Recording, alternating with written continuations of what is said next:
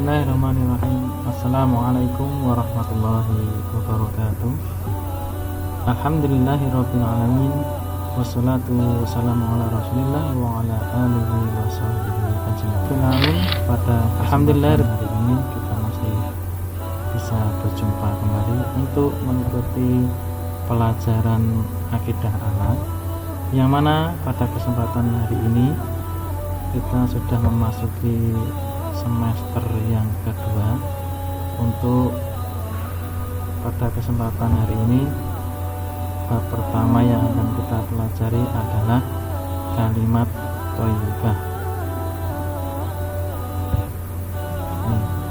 Kalimat thayyibah yaitu sudah kita pelajari pada semester yang lalu, akan tetapi pada kesempatan hari ini kita akan mempelajari kalimat istighfar.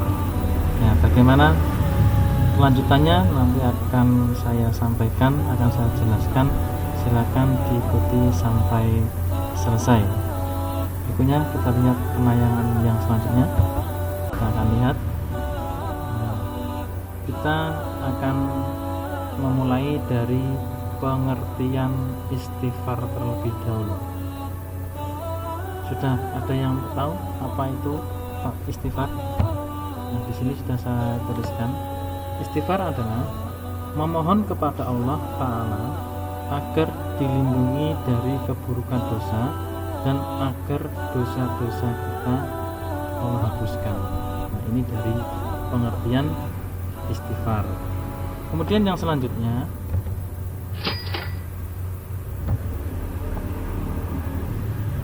setiap manusia tidak akan terlepas dari yang namanya salah dan dosa. Pasti semuanya itu pernah melakukan kesalahan maupun perbuatan dosa.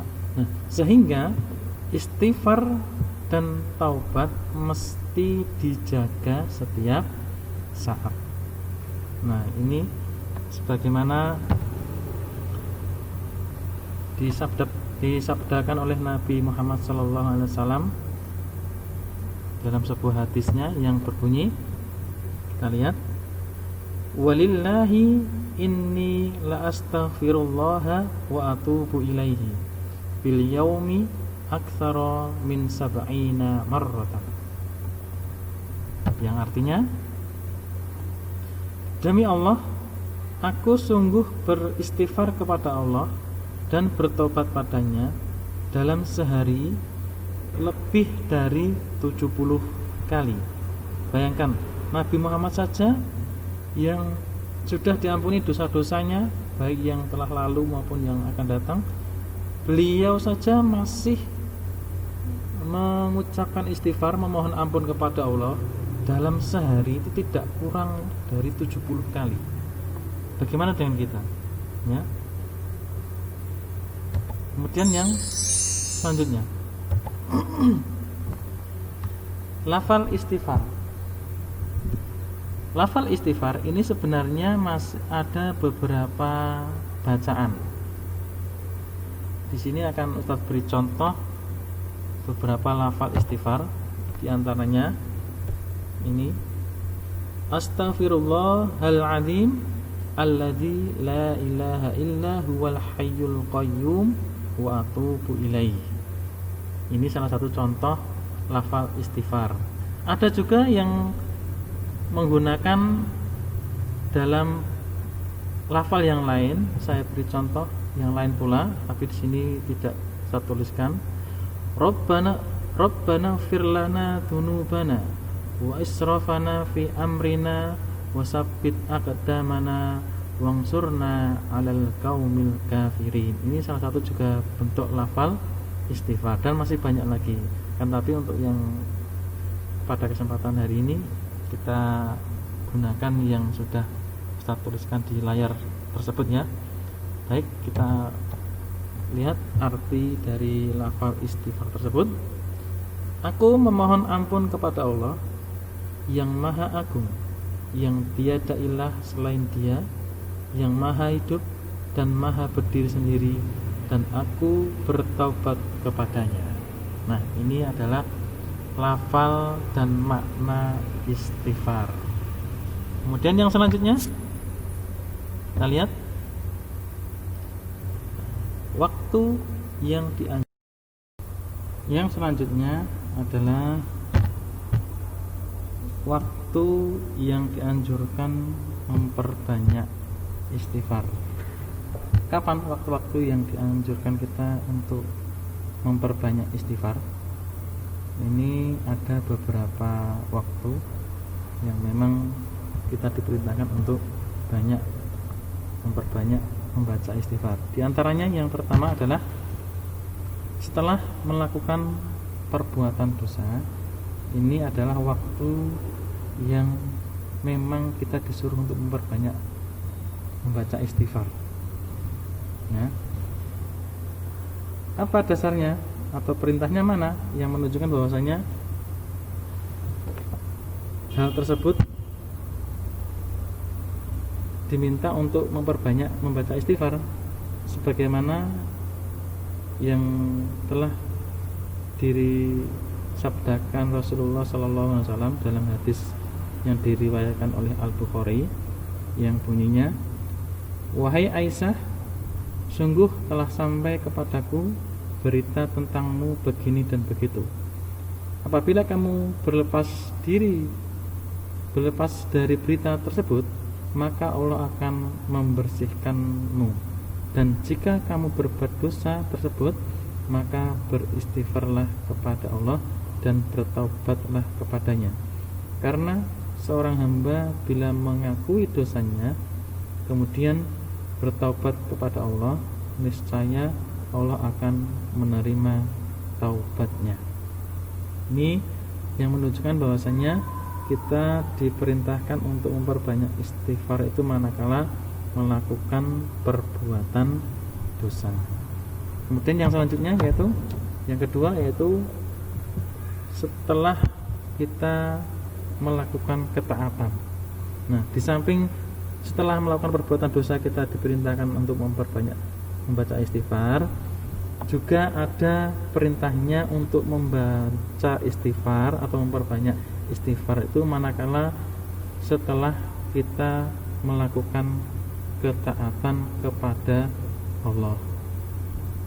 Ini yang menunjukkan bahwasanya istighfar itu dilakukan manakala kita setelah melakukan ketaatan kepada Allah, sebagaimana Rasulullah SAW itu ketika selesai sholat, beliau membaca istighfar 3 kali. Ini menunjukkan bahwasanya setelah melakukan perbuatan baik atau melakukan ketaatan kepada Allah, Rasulullah juga membaca istighfar. Ini dibuktikan dengan beliau setelah selesai mengerjakan sholat itu membaca istighfar sebanyak 3 kali. Kemudian yang ketiga adalah pada waktu pagi dan sore hari. Ini juga waktu yang dianjurkan untuk memperbanyak istighfar. Kenapa? Pada waktu pagi dan sore hari kita diperintahkan untuk memperbanyak istighfar.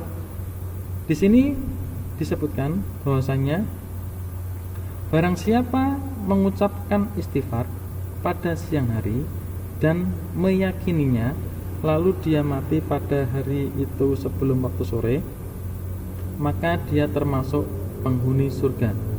Dan barang siapa mengucapkannya istighfar pada malam hari dalam keadaan meyakininya, lalu dia mati sebelum waktu pagi, maka dia termasuk penghuni surga. Ini hadis yang diriwayatkan oleh Al-Bukhari nomor 6306. Nah, kemudian yang selanjutnya kita akan lihat itu adalah keutamaan istighfar. Ini ada beberapa macam keutamaan istighfar. Mudah-mudahan dengan kita berikan keutamaan istighfar ini menambah motivasi kita untuk senantiasa mengamalkannya dalam kehidupan sehari-hari. Di antaranya yang pertama adalah istighfar itu ibadah yang agung. Ini menunjukkan bahwasanya mengucapkan istighfar ini juga termasuk ibadah yang sangat mulia sekali sebagaimana yang dijelaskan di dalam Al-Quran surah Al-Baqarah ayat 199 yang artinya mohonlah ampun kepada Allah, sesungguhnya Allah Maha Pengampun lagi Maha Penyayang. Ini perintah yang terdapat di dalam Al-Quran surah Al-Baqarah ayat 199. Kemudian yang kedua, istighfar adalah ibadahnya para nabi dan rasul sebagaimana yang terdapat di dalam lafal berikut ini. Ini menunjukkan bahwasanya istighfar itu dilakukan pula oleh para nabi dan rasul. Ini keduanya berkata, ya Tuhan kami telah menganiaya diri kami sendiri, dan jika Engkau tidak mengampuni kami dan memberi rahmat kepada kami, niscaya pastilah kami termasuk orang-orang yang merugi. Nah, ini para nabi dan rasul saja membiasakan untuk membaca istighfar.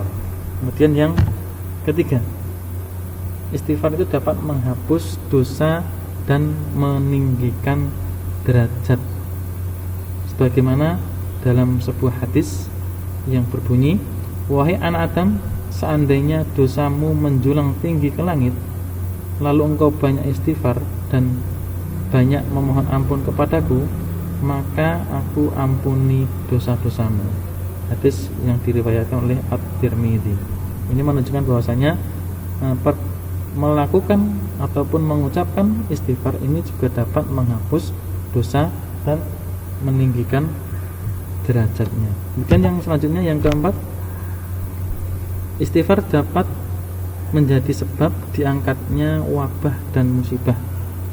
Ini menunjukkan bahwasanya musibah wabah yang menimpa suatu negeri ini terjadi bukan karena sebab tertentu atau karena apa, ini mungkin terjadi karena perbuatan dosa yang kita lakukan. Makanya kita juga diperintahkan untuk memperbanyak membaca istighfar sebagaimana yang disebutkan di dalam Al-Quran surat As-Saffat ayat 142 sampai 144 yang artinya, maka ia ditelan oleh ikan besar dalam keadaan tercela. Kalau sekiranya dulu dia bukan termasuk orang-orang yang banyak bertasbih, niscaya dia akan tetap tinggal di perut ikan itu sampai hari berbangkit. Ini bahwasanya yang dapat mengangkat wabah musibah itu hanyalah Allah Subhanahu wa ta'ala, dan kita tentunya memohon hanya kepada Allah Subhanahu wa ta'ala. Kemudian yang kelima, keutamaan yang kelima adalah sebab dibukakannya pintu rizki. Nah, barang siapa yang memperbanyak membaca istighfar, Allah akan bukakan pintu-pintu rezeki dari arah yang tidak ia sangka-sangka. Ini salah satu juga keutamaan kita untuk membaca istighfar. Dan yang keenam, istighfar juga dapat menyucikan hati kita, atau qalbu kita ini dapat bisa suci dengan kita membiasakan mengucapkan istighfar sebagaimana dalam sebuah hadis yang artinya, sesungguhnya seorang beriman jika melakukan dosa maka akan ditorehkan di dalam hatinya noda hitam. Maka jika ia bertobat, meninggalkan maksiat dan meminta ampun, niscaya hatinya kembali bersih. Jika ia berbuat dosa kembali, maka akan bertambah noda hitam pada hatinya. Ini hadis yang diriwayatkan oleh Ibnu Majah. Ini menunjukkan bahwasanya istighfar ini dapat menyucikan hati-hati kita. Kemudian yang terakhir, keutamaan istighfar yang terakhir adalah menghilangkan kegelisahan dan kesedihan. Ini bahwasanya istighfar ini juga dapat menghilangkan kegelisahan dan kesedihan yang ada di dalam hati kita. Ini sebagaimana dalam sebuah hadis yang diriwayatkan oleh Imam Ahmad, barang siapa memperbanyak istighfar, niscaya Allah memberikan jalan keluar bagi setiap kesedihannya, kelapangan untuk setiap kesempitannya, dan rezeki dari arah yang tidak disangka-sangka. Nah, inilah demikian tadi materi pada kesempatan hari ini, mudah-mudahan bermanfaat untuk kita semuanya. Dan akhirnya kita tutup dengan doa kafaratul majlis. Subhanakallahumma wa bihamdika asyhadu an la ilaha illa anta astaghfiruka wa atubu ilaik. Wassalamualaikum warahmatullahi wabarakatuh.